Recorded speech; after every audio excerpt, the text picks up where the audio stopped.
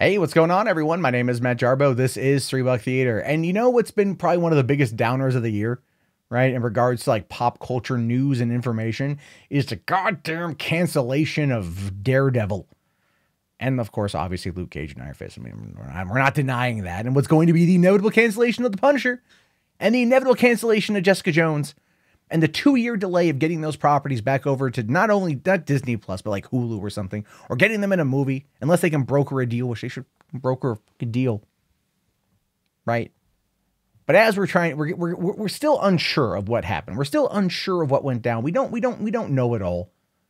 But there are people out there who have better knowledge than the rest of us, and they're kind of running their mouth. I think because they pissed, especially if Marcy. Remember Marcy, Foggy's girl.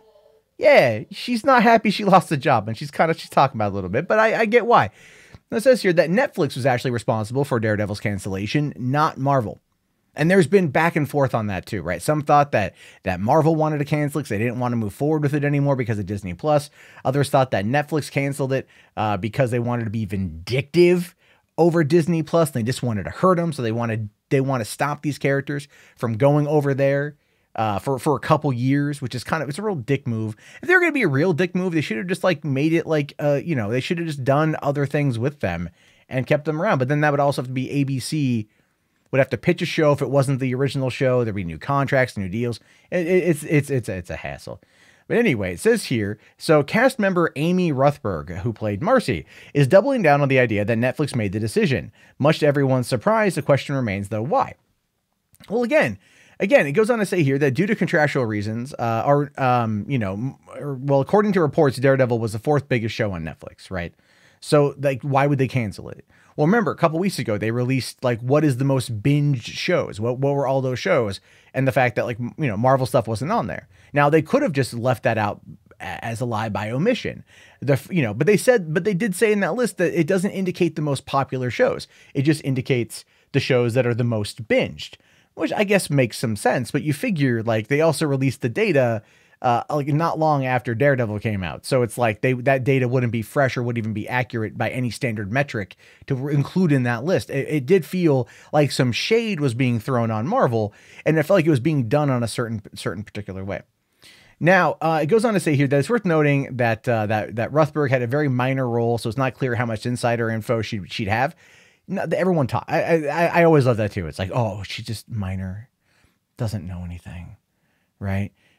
You write for a movie site, dude. Everyone talks to everybody on set. It's a tight knit group of people that go in there for months on end and are very close. It's like the whole submarine analogy. 100 men go down, 50 couples come back up. It's a lot like that. People talk to each other on set. Word gets around. A PA might hear something and might be talking to Marcy off camera, and then let it slip. People know what's going on. Like, I hate that shit. Like, oh, it's this, they're trying to deflect from what it could be. They don't want to sit there and go, ha ha ha. But I would say that, yeah, she probably knows what's up. But it goes on to say that he's betting she's correct, and that ultimately this was Netflix's choice. I'll be damned if I know why, though. The closest we come to an explanation is the report that Netflix wanted to shorten episodes to reduce the budget. Perhaps in the end, Netflix added that it would be better to cut their losses entirely. Now, Matthew Ball here does say, and with Marvel now focused on their own SVOD shows like the Loki series, it's hard to imagine Disney's best foot forward was going towards an aged Netflix series. Netflix reportedly wanted to shorten the series, thereby reducing the total spend and improving retention and quality. Netflix's shows, especially Marvel ones, are famously bloated, reportedly from 13 eps to 6 to 8. Look, what? They could probably maybe chop it down a little bit, but 13 eps is fine. All right. The pacing was fine. The only what was it? Luke Cage season 1 and Iron Fist season 1 had the long running time that I think could have been chopped down, especially Iron Fist. Also the back half of Luke Cage too, totally. But that being said, what we do have here is a situation where they could have reduced the shows. They could have limited it down. They could have cut it down, and that would have been fine. I don't know how much of that I necessarily believe, why they're upset about that. Now, we know that like they do traditionally put out like 13 episodes per season on a lot of these shows, and some of it does feel like filler, but it's also cable or it's streaming, so they could do whatever they want with it, right? Like some episodes, like the OA, for example, were like 48 minutes, and the other's like 52 minutes, and one of them was over an hour, then one of them was like 28 minutes long. I'm like, why? Okay, sure. Whatever you want to do with that, that's cool. You have the ability. It's Netflix, and you don't have to, you don't have to wait a week after only getting 28 minutes.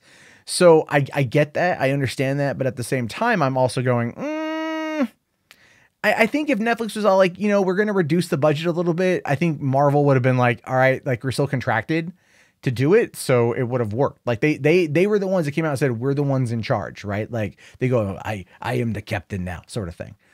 That's what they were putting out there. So I feel like, they probably didn't want to shorten it down a little bit.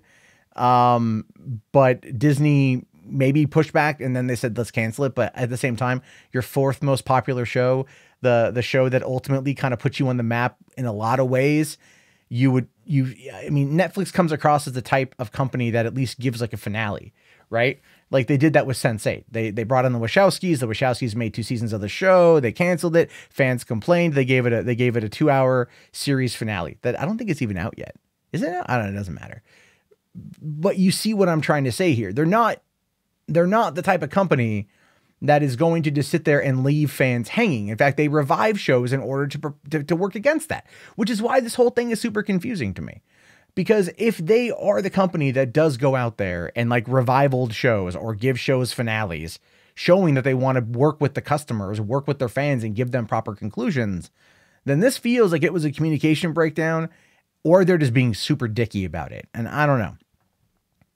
Dark Crystal looks fucking amazing, so I have no idea at this point. Anyway, what do you guys think about this? Is Marcy right? Is Amy Ruthberg correct? Is it Netflix that did it? Is it Disney just kind of slacking off, not wanting to lower budget, not wanting to make it a shorter season? It doesn't make any sense to me either because it's on streaming, but I leave it to you. What do you guys think? Let me know in the comments below, or you can call 818-350-3281. That's 818-350-3281 for the call-in.